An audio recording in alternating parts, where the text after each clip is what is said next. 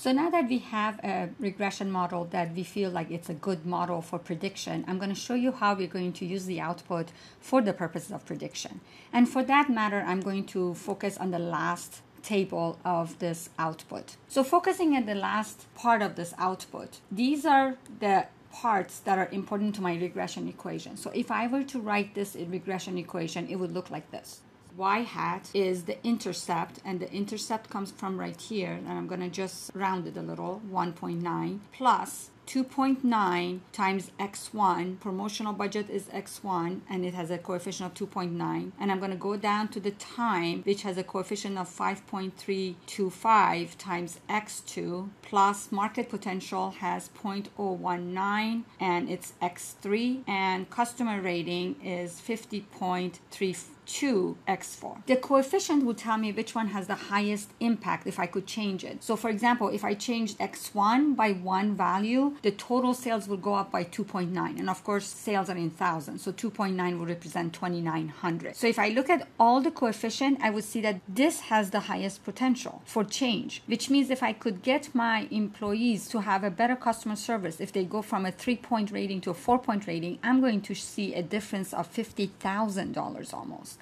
The next thing is the number of years that they have been. So these are the coefficients are telling me where do I get my most bang for my buck. So if you are going to manipulate one of these variables, you should look for a variable that has the highest impact. So now let me show you how we would actually do the prediction. For that, I like to copy my values here down. So just I copy them and then I will paste them right here. So these are the coefficients, and I can enter now different values. So value 1, for example, is going to be, so there's nothing that I would enter for intercept, but promotional budget, let's say I'm going to consider someone who has a $5,000 promotional budget, and because my values were in thousands, I'm going to enter this as 5. This person has been with the company for 5 years, so that would be 60 months because time with the company has been recorded in number of months. The market potential that they're in has an $8 million market potential, and again it is done in thousands, so I'm going to enter this as 8,000. So 8,000 is going to represent 8 million, and this person has a customer rating of 4.3. So if I want to know now what is their prediction, I'm going to record it right here. The prediction is going to be intercept, this value plus this value multiplied by this value, and then this with this and this with this. So the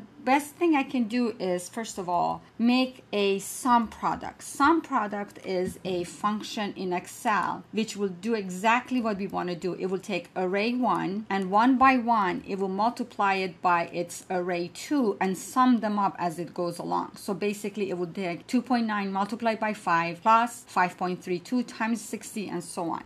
Now, if I want to repeat this formula over and over again as I change values, one thing we want to do is that we want to lock the location of our coefficients. So I'm going to put my cursor back on B28 and then click on F4 and it will lock it. And same thing with B29. I'm going to click on B29 and then say F4 and B32 F4. And in a minute you will see that now that I have locked it, I can just enter new values and I would get new sum products. So this will tell me that the prediction is 1.229 because this was in thousands. So maybe I want to just take this back and multiply it by 1,000, even show it in dollars so it would be easier to understand. I'm going to go to home, and so this would be my prediction.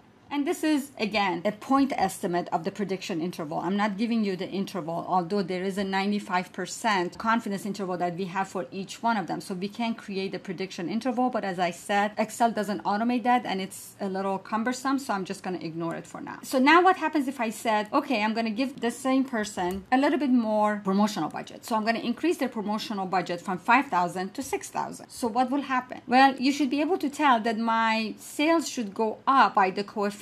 The rest of the things are the same. So it's the same person with the same number of months. So I'm going to just copy these. And now because I have locked my locations of coefficients, it can just take this column and multiply it by values that I see in this column. So I'm going to just drag this out. And you would see that it has gone up. And how much has gone up? It should be by that coefficient. So I'm going to just show it to you that that is the case. If I take the difference between this increase of 1 with this one, you would get 2.9.